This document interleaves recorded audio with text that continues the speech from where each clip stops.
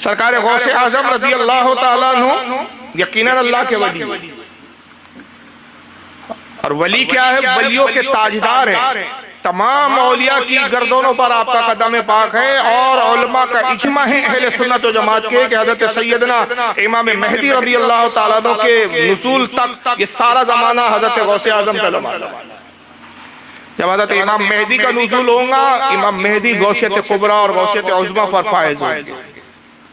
آپ مجتہد فی المذہب بھی ہوں گے، ڈائریکٹ رسول اللہ سے مسائل اخذ کریں گے، اور پھر ایک ہی فکر چلیں گی جو حضرت امام مہدی بتائیں گے۔ سارے فرقے، سارے اختلافات اس وقت ختم ہو جائیں گے، مگر یہ پورا زمانہ غوث اعظم کا ہے، تمام ولیوں کے تاجدار ہیں۔ آپ خود فرماتے ہیں کہ میری ولایت یا کا عالم یہ ہے کہ میرا قدم تمام اولیاء اللہ کی گردن پر ہے۔ قدمی ھذہ رغبۃ علی کل ولی اللہ، اے لوگوں میرا یہ قدم تمام روئے زمین کے اولیاء کی گردنوں پر ہے۔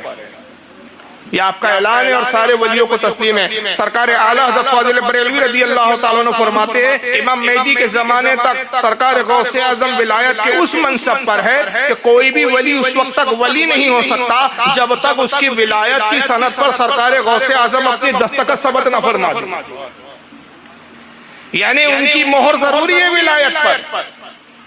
اب چاہے وہ سرکار تاج الاولیاء ہو، سرکار غریب نواز ہو، کوئی بھی اللہ کا ولی ہو، اور جتنے ہیں اور جتنے آئیں گے، سب کی ولایت کی سند پر مہر جس کی لگتی ہے وہ سرکار غوث اعظم کی لگتی ہے۔ اسی کو اعلیٰ حضرت کہتے ہیں کہ سر بھلا کوئی کیا جانے کہ ہے کیسا تیرا، اولیاء ملتے ہیں آنکھیں وہ ہے طلبہ تیرا۔ یہ غوث اعظم کا مقام ہے۔ ایک شخص سرکار غوث اعظم کی خدمت میں حاضر ہوتا ہے، بڑی کرامتوں کے چرچے سنے ہیں اسے سن رکھا ہے کہ غوث اعظم ٹھوکر مارتے ہیں مردے زندہ ہو جاتے ہیں، کوڑیوں کو چھو لیتے ہیں کوڑ دور ہو جاتا ہے، بیماروں کو صرف نگاہ اٹھا کر دیکھ لیتے ہیں بیماروں کو شفا ہو جاتی ہے۔ چلو اپنی آنکھوں سے غوث اعظم کی کرامت دیکھو۔ سلام کیا، کہا حضور میں بہت دور سے آیا ہوں، کچھ روز آپ کی صحبت میں رہنا چاہتا ہوں، کچھ سیکھنا چاہتا ہوں، کچھ حاصل کرنا چاہتا ہوں، اگر اجازت ہو تو آپ کی خدمت میں رہو۔ فرمایا ضرور رہو، مہمان خانے میں ٹھہرا دیا گیا۔ روزانہ غوث اعظم کی مجلس میں آتا ہے، سرکار غوث اعظم کے شب و روز کو دیکھتا ہے، آپ کے نمازوں کو دیکھتا ہے، آپ کے دن بھر کے معاملات کو دیکھتا ہے، آپ کے وعظ و نصیحت کو سنتا ہے، آپ کے خطاب میں حاضر ہوتا ہے۔ کوئی لمحہ ایسا نہیں کہ ہر وقت اس کی نگاہوں کے سامنے غوث اعظم ہے، اپنی نگاہ غوث اعظم پر بالکل لگائے ہوئے رکھا ہے۔ 40 دن کا عرصہ گزر گیا لیکن غوث اعظم کی کوئی کرامت اس نے نہیں دیکھی، ایک بھی کرامت ظاہر نہیں ہوئی غوث پاک کی۔ 40 دن کے بعد آیا، کہا حضور اجازت دیجئے کہ میں اپنے گھر لوٹ جاؤں۔ فرمایا کچھ دن اور قیام کرتے، کچھ دن اور رکتے، ہماری مہمان نوازی سے لطف اندوز ہوتے۔ کہا حضور کیا فائدہ، جس مقصد سے آیا وہ مقصد تو پورا ہوا نہیں۔ کہا کیا مقصد تھا؟ حضور بڑی کرامتیں سنی ہیں میں نے آپ کی، بڑے چرچے سنے ہیں، مگر باخدا میں نے تو ایک بھی کرامت نہیں دیکھی۔ معلوم ہوتا ہے لوگوں نے خوش فہمیوں میں اور عقیدت میں یوں ہی افواہ پھیلا رکھی ہے۔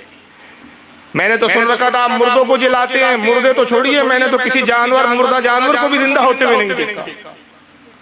میں نے سنا آپ بیماروں کو شفا دیتے ہیں، میں نے نہیں دیکھا کہ آپ نے کسی بیمار کو شفا عطا کیا اور اس کو درست کیا ہو۔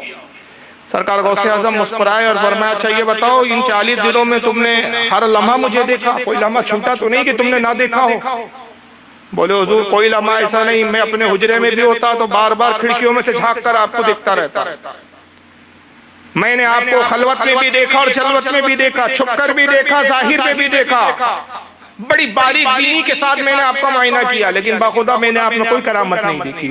غوث اعظم مسکرائے فرمایا اچھا تم نے جب اتنی باریکی سے دیکھا یہ بتاؤ کیا کوئی کام میرا رسول اللہ کی شریعت کے خلاف ہوتے ہوئے دیکھا؟ کیا میرا کوئی قدم رسول اللہ کی سنت کے خلاف اٹھتے ہوئے دیکھا؟ کہا حضور نہیں، خدا کی قسم فرائض تو فرائض ہے، واجبات تو واجبات ہے، سنتیں تو سنتیں ہیں، حد تو یہ کہ آپ نفل تک کو نہیں چھوڑتے، مستحبات کو نہیں چھوڑتے، میں نے عمل میں کوئی کوتاہی نہیں دیکھی۔ آپ نے فرمایا عزیز میرا ہر قدم اپنے نانا رسول اللہ کی شریعت کے مطابق اٹھتا ہے، اس سے بڑی تجھے اور کیا کرامت دکھاؤں گا؟ اگر میری سب سے بڑی کرامت ہے تو یہی کہ میں شریعت مصطفیٰ صلی اللہ علیہ وسلم پر گامزن۔ تو شریعت پر عمل سب سے بڑی کرامت ہے۔ پوچھئے کیوں؟ شریعت پر عمل کرنے میں نفس عمل کرنے نہیں دیتا، نفس جہادی کا نام بلایا ہے۔